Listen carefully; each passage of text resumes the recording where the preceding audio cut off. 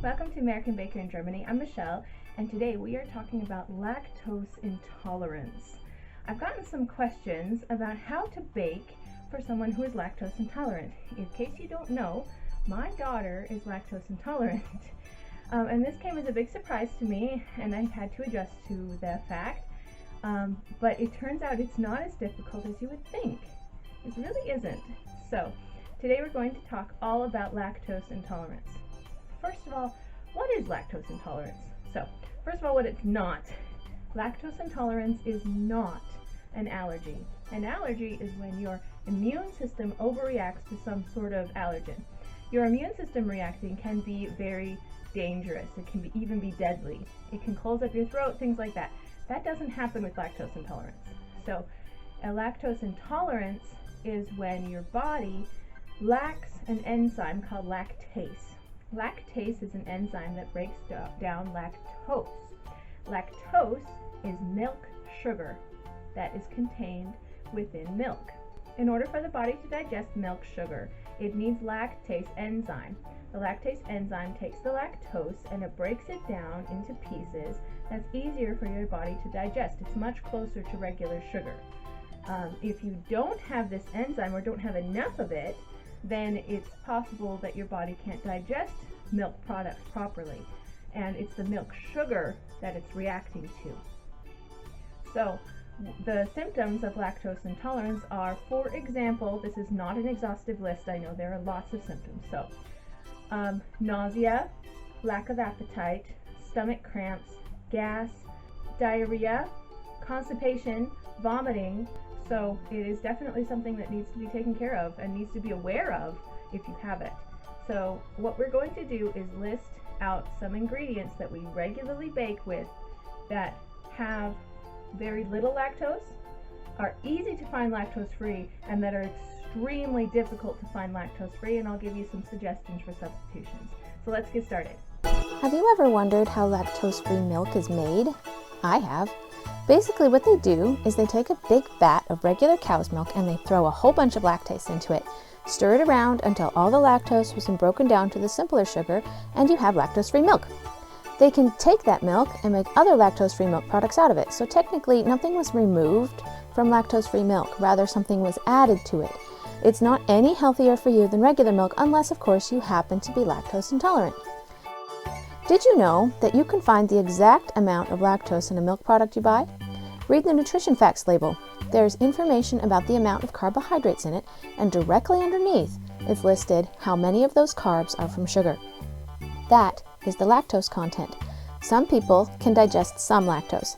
My daughter, for example, seems to be able to handle up to 1% lactose, but she tends to get symptoms if it's much higher than that, depending, of course, on the amount of the product that she eats.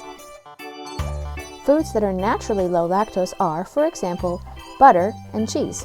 The harder and riper the cheese, the less likely it has much lactose. The softer the cheese, the more lactose it contains.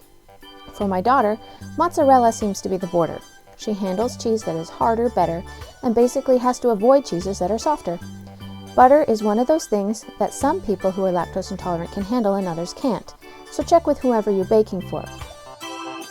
If you need to avoid butter, you can replace it fairly easily with margarine. Just be sure to read the labels on the margarine as well. Many margarine brands can contain some milk. If you need to avoid all milk, watch for the vegan label on your margarine. Now, what foods can you find lactose-free? Milk, cream, plain yogurt, cream cheese, and chocolate.